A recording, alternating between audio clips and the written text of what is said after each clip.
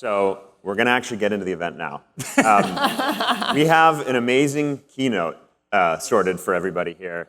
The person speaking is, I think, one of our absolute favorite thinkers in the space, even though we only met him about a year ago. He is a Twitter god. He's the Elon whisperer. It's going to be a very quantitative presentation, but we had Grok check all of his math, and I'm pretty sure it's good. People have tried to debunk him on Twitter, and they always lose. So just know that going into it. You may not believe everything he's saying, but the numbers are right. Undefeated on the internet. Yeah. And somehow this person got the three of us more excited about solar than we already were, which, like, I don't even know how that's possible, but I feel like I've reached like a whole new level of excited about solar. And the last thing I'll say is, if you're the sort of person who sometimes finds the solar maximalist case, you know, maybe there's something missing in it for you, which I understand. I've actually been there.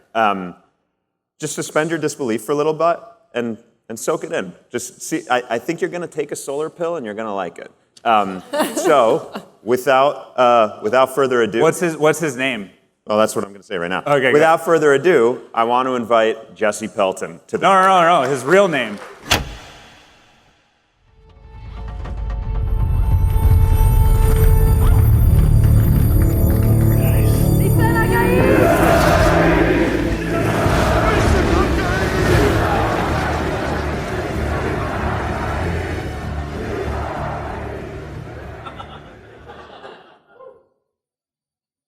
I'm here today to tell you all about the past, present, and future of energy.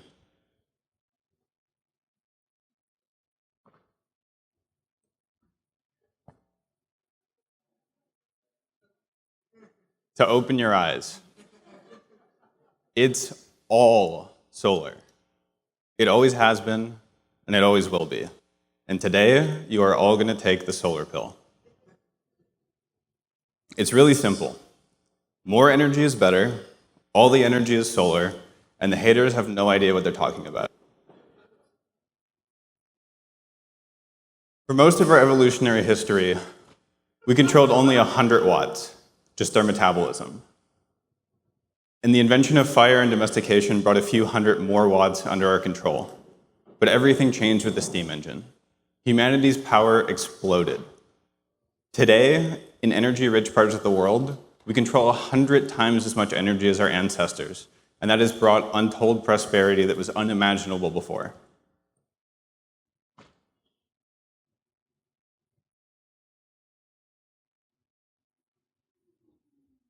There's a direct causal link between power and prosperity. In a very literal sense, the flow of energy is what changes things in the world, and control over that flow, power, is what empowers us to change the world.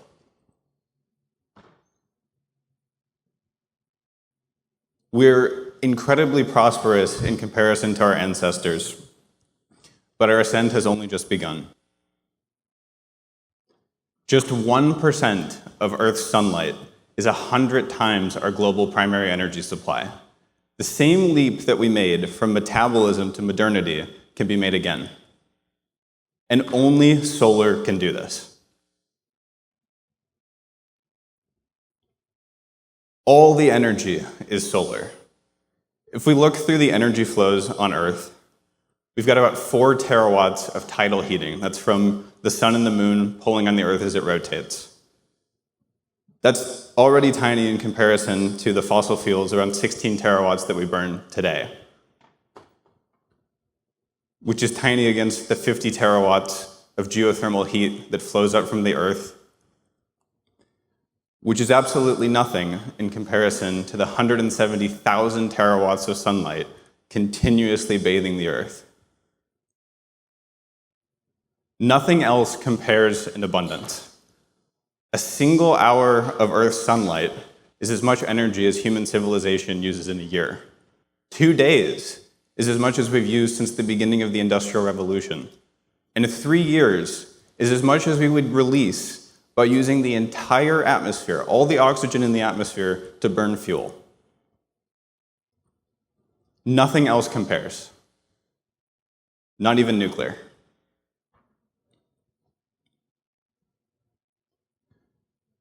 If we took all of the known reserves of uranium on Earth today, and we burned them in conventional reactors, the amount of heat that would be released is equivalent to about 5 hours of Earth's sunlight. Now, we can do a lot better than that. We could put it in breeder reactors and extract a lot more energy. But even so, it's only about 1 month.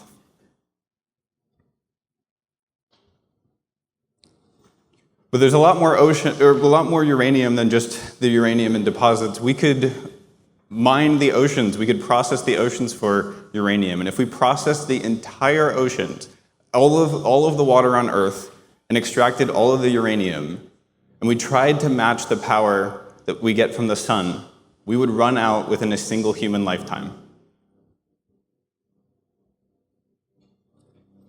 But there's more uranium than just in the oceans. We could take and dig up the entire crust of the Earth. If we dug up all of the crust of the Earth and we extracted all the uranium, we'd get about 500,000 years of sunlight worth of energy.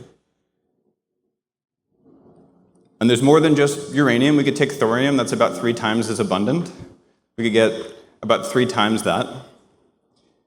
And maybe we'll even figure out fusion. And we could use all the deuterium in the oceans and we get about 5 million years of sunlight worth of energy. But even that is nothing in comparison to the at least 2 billion years of sunlight that Earth has left.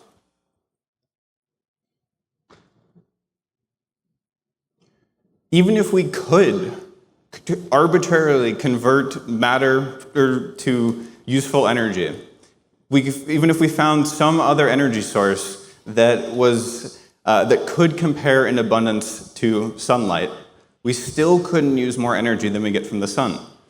See, the eventual byproduct of all energy use is waste heat. And Earth is limited in the amount of power it can radiate by its temperature. So unless we make Earth hotter, we can't radiate more heat. So ultimately, the sun is the limit. We can either harness the power of the sun and use sunlight, or we can reject it. But we can't use more energy on Earth than we already get from the sun. If we want to use more energy than Earth can radiate at a livable temperature, we have to go to space. And if you go to space, 99.9% of the mass of our solar system is the sun. We could disassemble the rocky planets, and we could disassemble the gas giants to fuel them, and we still couldn't hold a candle to the sun.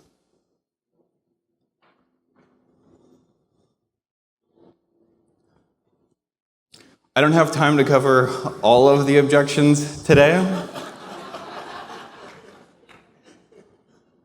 but the haters have no idea what they're talking about.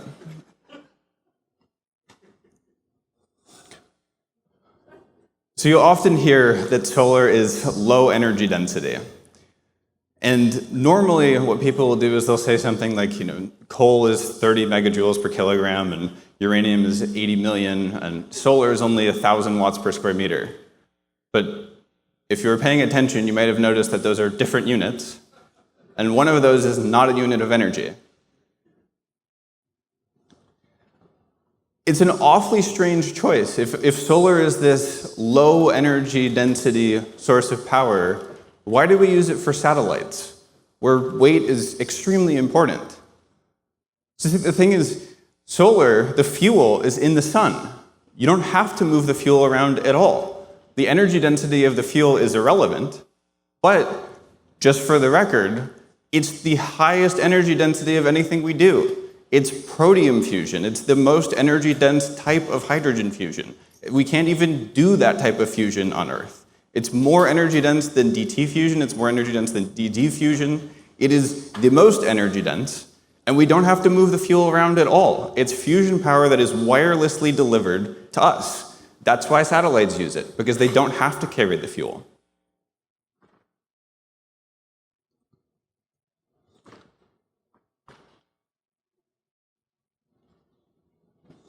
See, solar panels are just a two-dimensional receiver for this wireless energy.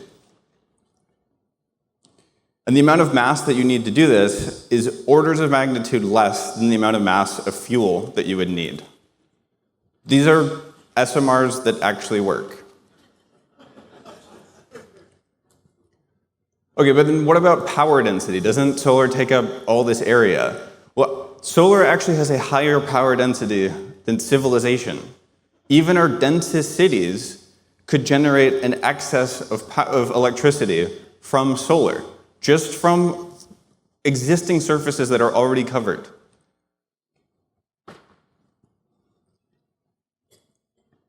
If we covered all the parking spaces in the US with solar, we would generate more electricity than all other sources combined. And rooftops would do about the same amount again. It used to be the case that batteries were prohibitively expensive, but batteries are cheap now. They've fallen in price by about an order of magnitude in the last decade. And in China, they're even cheaper. In China, there are not cells, but entire battery energy storage systems being built for 5 cents a watt hour.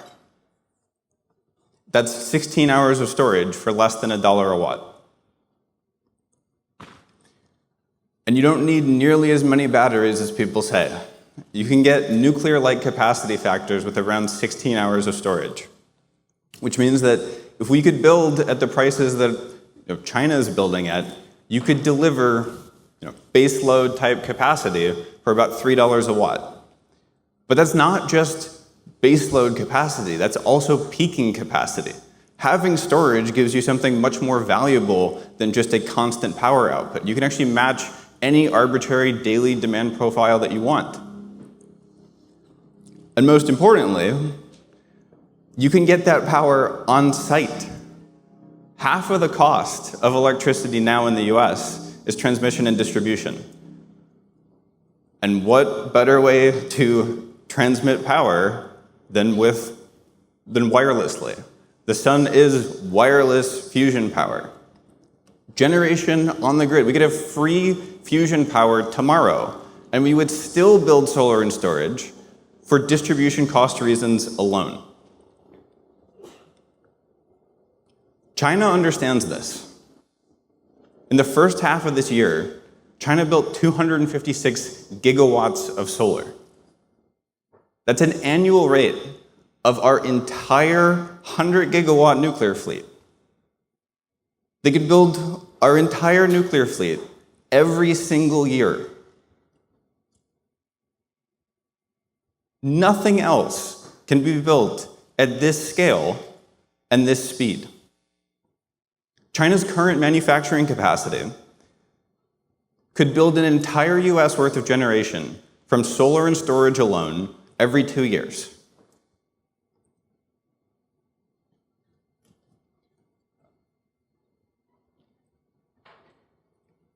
Nothing else compares to solar in abundance.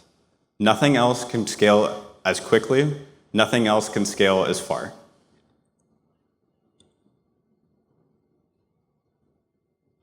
The past, present, and future of energy is solar. It's all solar. It always has been, and it always will be. Thank you.